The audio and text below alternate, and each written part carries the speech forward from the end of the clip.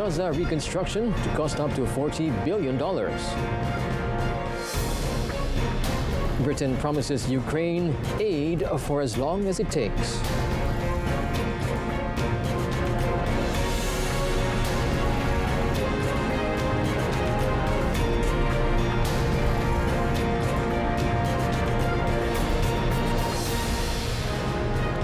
Good afternoon and Salam Malaysia Madani. This is World Today and I'm Otto Othman. The United Nations revealed that the post-war reconstruction of Gaza would require an international effort unseen since the aftermath of World War II, estimating it could cost up to $40 billion. Now, UN Assistant Secretary General Abdullah Al-Darrasi said at least 72% of all residential buildings have been completely or partially destroyed. Years. We are back in the 80s almost for Gaza. So all the investments in human development in the Palestinian territories in the last 20 years and in Gaza in the last 40 years have been wiped out. Yes, 5% of the population has been either killed or badly wounded, and that's again one of the it's an unprecedented level of casualties in a very short time. Usually such levels of casualties take years. Abdullah also said that the reconstruction is made more difficult by the presence of large quantities of unexploded ordnance in the debris that Gaza's Civil Defense Agency says triggers more than 10 explosions every week. The war waged by Israel has killed at least 34,600 people in Gaza, mostly women and children. On another note, Turkey said it was suspending all trade with Israel until it allows aid to enter Gaza unhindered during its offensive against Hamas in the territory. Citing worsening humanitarian tragedy in Gaza, the Trade Ministry said in a statement that exports and imports to and from Israel have been suspended, covering all products. Turkey will apply these new measures until the Israeli government authorizes an uninterrupted flow of humanitarian aid to Gaza. The move is the latest incident degrading relations after Turkey restricted exports to the country in April. Israeli Foreign Minister Israel Katz had earlier accused Turkish President Recep Tayyip Erdogan of breaking agreements between the two sides by blocking Israeli exports and imports. The Gaza Strip is suffering a humanitarian crisis caused by Israel's war against Hamas that has been raging since 7th October, with the United Nations and aid agencies warning of impending famine. Police forcibly removed scores of pro-Palestinian protesters at several colleges, including taking down an encampment at University of California in Los Angeles in a jarring scene that underscored the heightened chaos that has erupted at universities this week. Students have rallied or set up tents at dozens of universities in recent days to protest Israel's war on Gaza. Many of the schools, including Columbia University in New York City, have called in police to quell the protests. Hundreds were arrested at the University of California in Los Angeles, UCLA, and other schools. Helmeted police swarmed a tent city set up at UCLA using flashbangs and riot gear to push through lines of protesters who linked arms in a futile attempt to halt their advance. Dozens of loud explosions were heard from the flashbangs or stun grenades fired by police, while demonstrators flashed bright lights in officers' eyes. In Portland, Oregon, police entered the Portland State University Library, where demonstrators had barricaded themselves since Monday. Several dozen protesters ran out of the building and rushed into a phalanx of officers in riot gear, who arrested them. All cops are bastards! All cops are bastards! All cops are bastards! In New Hampshire, police arrested approximately 100 protesters in separate incidents at Dartmouth University and the University of New Hampshire overnight, breaking up encampments. The clashes at U.S. universities were part of the biggest outpouring of U.S. student activism since the anti-racism rallies and marches of 2020. The escalating campus protests are forcing U.S. President Joe Biden to walk a careful line of denouncing anti-Semitism while supporting young Americans' rights to protest and trying to limit longer-term political damage. As violent police crackdowns and counter-protests greet spreading demonstrations across U.S. campuses, Biden faces sharp criticism of his Israel policy from both the left and right. And so there are core Democratic voters who think about what's happening now at Gaza and Israel as a sort of humanitarian aid and crises, and then there's another that thinks about this in terms of geopolitics and trying to protect our allies. And it's really difficult here to play both sides, right? So it's to give aid and to support Israel, particularly from shielding them from criticisms from the UN, and then at the same time give human aid, give aid to Gaza in terms of food, medical supplies, shelter. And when you are supporting the country that is bombing the territory that they're occupying, this is hard to do, right? Student protests over the war and Biden's strong support for Israel have dogged the president since late last year and divided his Democratic Party. On Wednesday, 57 Democrats in Congress asked Biden to withhold aid to Israel in an attempt to stop a planned assault in Rafah. British Foreign Secretary David Cameron promised £3 billion of annual military aid for Ukraine for as long as it takes, adding that London had no objection to the weapons being used inside Russia. Well, the UK is once again absolutely leading the way in how we support Ukraine. The announcement by the Prime Minister that we will give £3 billion every year for as long as is necessary, and we've just really emptied all we can in terms of gifting equipment, and the biggest amount of equipment we've been able to give so far, and some of that is arriving today. Cameron said the aid package was the largest from the United Kingdom so far.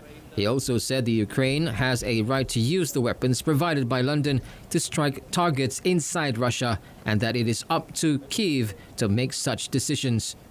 The Britain's top diplomat also celebrated the release of a long-delayed $60 billion aid package by the U.S. Congress.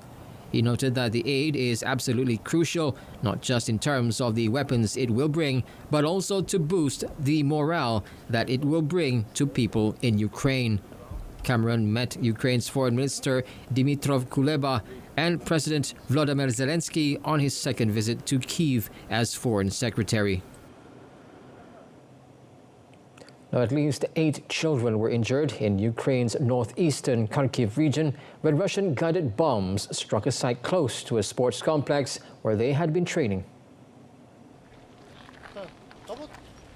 An elderly man was also wounded in the attack in Derhachi, near the border with Russia.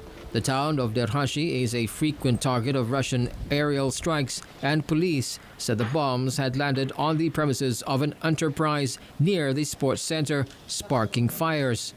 Regional Governor Ole Senehubov said the Telegram messaging application that 4 of the children suffered moderate injuries and that others suffered minor ones. The Kharkiv region has long been targeted by Russian attacks, but the strikes have become more intense in recent months, hitting civilian and energy infrastructure. Moscow denies deliberately targeting civilians, but thousands have been killed and injured in the war that began with the full-scale invasion of Moscow troops in February 2022.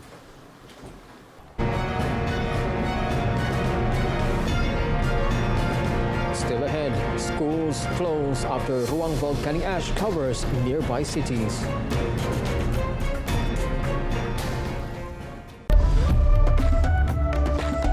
Semarakkan perpaduan dan keharmonian masyarakat madani. Ayo beramai-ramai memeriahkan sambutan Minggu Perpaduan di seluruh negara.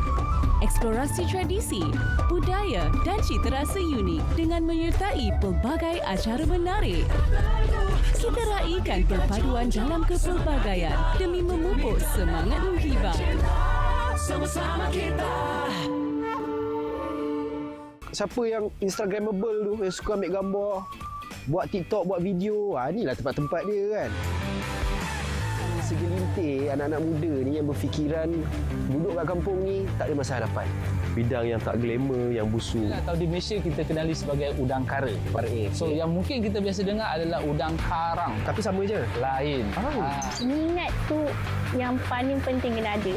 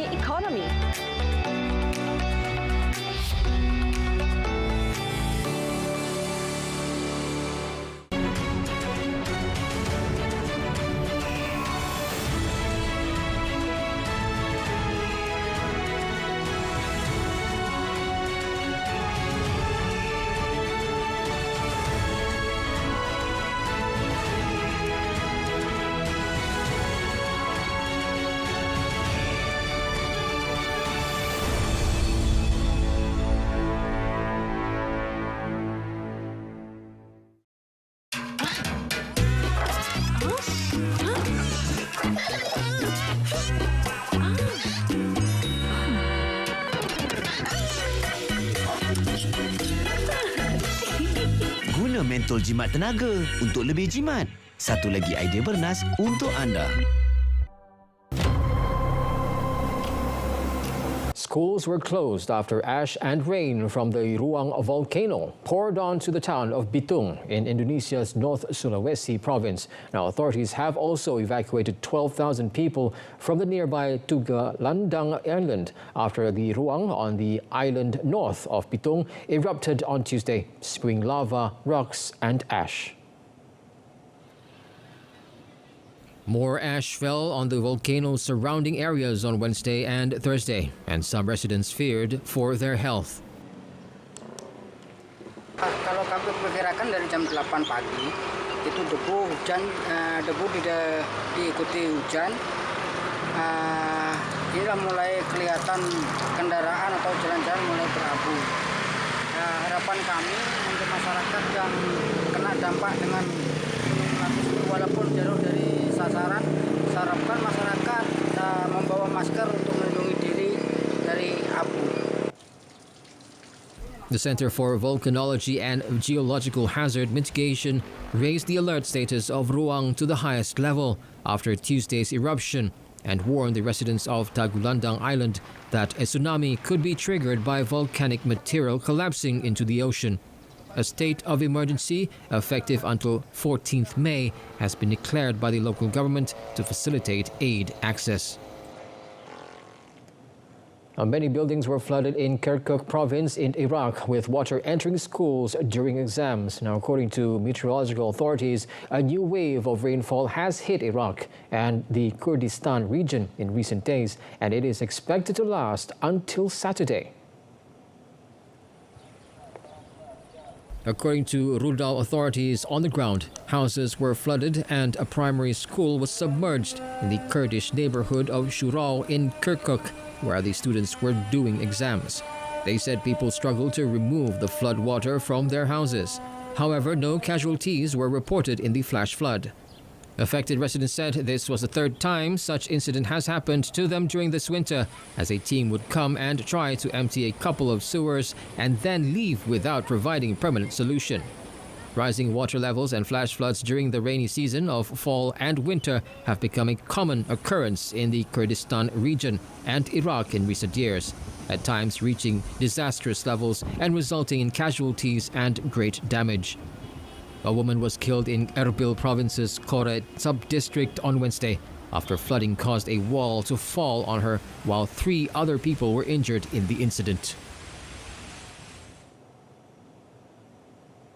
In the meantime, the death toll from heavy rains in Brazil's southernmost state of Rio Grande do Sul rose to 29 as the state government declared a state of public calamity to handle the dramatic situation. Now, according to Rio Grande do Sul's civil defense, The storms, which have caused the greatest devastation in the state in recent years, also left about 60 people missing and close to 10,000 residents displaced. President Luiz Inácio Lula da Silva visited one of the devastated towns in the flood-ravaged state and offered his full support to the local authorities and people in dealing with the dramatic situation. In a video posted on social media, Governor Eduardo Leite called for coordination in the efforts to rescue people, asking for full force. Lula told Leite that he would send as many men as necessary to help deal with the crisis. The Rio Grande do Sul floods are just the latest recent natural disasters in Brazil. The state had already been battered by a tropical cyclone last September, when more than 30 people were killed. Meanwhile, Kenya and Tanzania were bracing for a cyclone on the heels of torrential rains that have devastated East Africa, killing more than 350 people and forcing tens of thousands from their homes. In addition to claiming 188 lives in Kenya since March, the floods have displaced 165,000 people, with 90 reported missing, as the government warned citizens to remain on alert.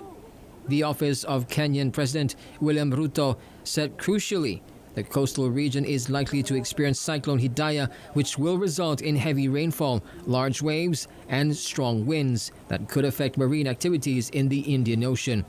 Neighboring Tanzania, where at least 155 people have been killed in flooding and landslides, is also expected to feel the force of Hidayah. The Kenya Meteorological Department said Kenya's capital, Nairobi, is among the areas expected to suffer heavy rains over the next 3 days, warning of strong winds and large ocean waves along the country's coastline. The forecaster urged residents to be vigilant for flash floods and lightning strikes, adding that strong winds could blow off roofs, uproot trees, and cause other damages. A revival of industrial policies is underway around the world, with countries going for technological innovation to diversify their economies. Now, the UN's World Intellectual Property Organization said greater productivity levels could be reached through specializing in existing strengths. The organization's chief, Darren Tang, said in economies of all sizes, there is a resurgence in industrial policy making. This includes in many developing and least developed countries, who are increasingly targeting economic diversification and the innovation, creativity, and technology required to achieve it as a means of securing supply chains, addressing national and international challenges, and driving sustainable growth. The UN agency yesterday released its World Intellectual Property Report, which is aimed at helping policymakers make better decisions by strengthening national innovation systems. Published every 2 years, the report sheds light on the role of innovation in market economies, looking at specific trends in intellectual property. It said the past few years had seen a revival of industrial policies in response to challenges such as climate change and the COVID-19 pandemic. Myanmar's junta has suspended the issuing of permits for men to work abroad, weeks after it introduced a military conscription law that led to thousands trying to leave the country. The Labour Ministry had temporarily suspended accepting applications from men who wished to work abroad. Without giving details, the ministry said that the measure was taken in order to take more time to verify departure processes, apart from handling other arising issues. The Southeast Asian nation has been in turmoil since the military seized power in 2021, sparking massive armed opposition it has failed to crush. In February, it said it would enforce a law allowing it to call up all men aged 18 to 35 and women aged 18 to 27 to serve in the military for at least 2 years. Mexican authorities are searching at sea and on land for 2 Australians and 1 American reported missing in Baja California, one of the country's most violent states. According to Baja California's prosecutor's office, Australian brothers Callum and Jake Robinson and American Jack Carter Road were reported missing on 29th April and were last seen on 27th April. The three were on vacation surfing in the municipality of Ensenada, about an hour and a half south of the U.S.-Mexico border. State prosecutor Socorro Ibarra said 3 people are being investigated in regards to the case, though it remained unclear whether they were involved in the disappearance of the men. According to Ibarra, tents were found in the area where the missing men were last seen, and they were formally reported missing days after their actual disappearance. People alleging to be related to the Australian brothers posted about their disappearance on social media last week.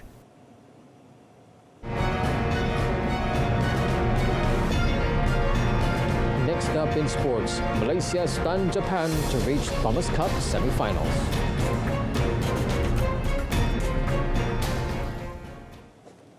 We begin our sports segment with great news in badminton. Malaysia pulled off the impossible to stun Japan at Chengdu High Tech Zone Sports Center in China to reach the semi-finals of the Thomas Cup last night. Now they will face mighty China in the last 4 battle tomorrow after China defeated defending champions India 3-1 in another quarter-final tie. Lee Zijia got Malaysia off to a ruthless start against Japan in the quarterfinals by crushing Kenta Nishimoto 21-13, 21-3 in the first singles. Japan pulled off a surprise by fielding the second-ranked Nishimoto instead of Kodai Naraoka, and Zijia took advantage of the situation by leading all the way to blow away his out-of-sort opponent in just 33 minutes. Doubles pair Aaron Shah and So Woo-yik then gave Takuro Hoki and Yugo Kobayashi a rude shock by taking the opening game 21-18. Then both pairs tried to outwit each other in the battle between the former world champions, but at the end, Aaron Woo-yik went down fighting 21-18, 14-21, 19-21 to give Japan the equalizer. The odds were against world number 37 Leong Junhao in the second singles, but he swiftly restored Malaysia's advantage after stunning world number 22 Koki Watanabe 21-13, 21-10. Goh Zifei and Nur Izzuddin Rumsani then turned heroes when they fought brilliantly to beat Akira Koga and Taichi Saito 18-21, 21-15, 21-12 in the second doubles to give Malaysia the third and winning point 3-1. In tennis, top seed Iga Swiatek made light work of Madison Keys to book a place in back-to-back finals of the Madrid Open as she beat the American 6-1, 6-3 after 70 minutes in the semi-finals. Heading into the contest, having won 2 of their last 3 meetings, the 22-year-old Pole dominated from the start and wrapped up the opener in just over half an hour against the 18th seed. The second set was no different, with Keys causing little trouble for Swiatek, who lost last year's final to Sabalenka, as the world number 1 broke early and raced into a 5-3 lead before breaking again to secure the win. Swiatek, a 4-time Grand Slam champion, is now the youngest player to reach 10 WTA-level finals on clay since Switzerland's Martina Hingis in 2000. Swiatek has now played 8 matches in 2024 without dropping a single game on her own serve, a tally only matched by Aryna Sabalenka on the WTA Tour. In the men's singles, Czech Jiří Lehecka progressed to the semi-finals of the Madrid Open after world number 4 Daniil Medvedev quit the match with a groin problem after losing the first set. Third seed Medvedev requested a medical timeout while leading 3-2 and continued to visibly struggle to move after coming back onto court.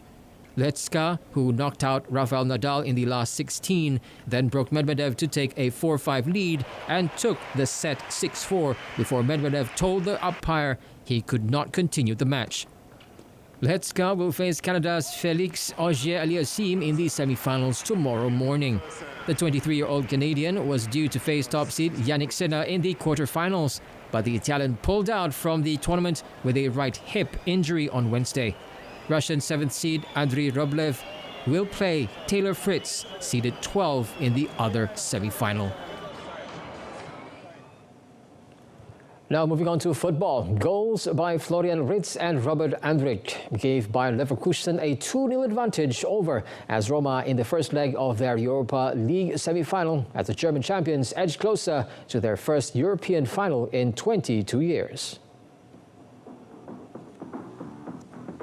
While Leverkusen had an upper hand in the opening minutes, Roma grew into the game as the first half wore on, and Romelu Lukaku could have given the host an early lead when it hit the bar with a header following a corner in the 21st minute.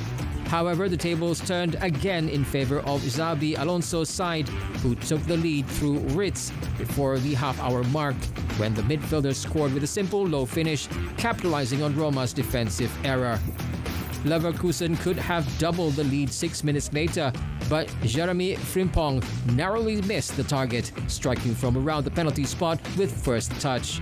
But the visitors continued to dominate at Studio Olimpico, and Andrich made it 2-0 in the 73rd minute, leaving Roma goalkeeper Miles Villa with no chance when he fired an unstoppable shot from outside the box and under the bar. The second leg will be played in Leverkusen next Thursday.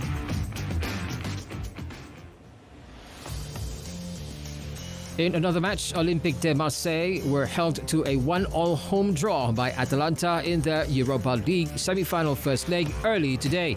Gianluca Scamacca put the visitors ahead after 11 minutes when Tian Kopermanes found him unmarked in the box to fire low into the far post for his 16th goal in all competitions this season.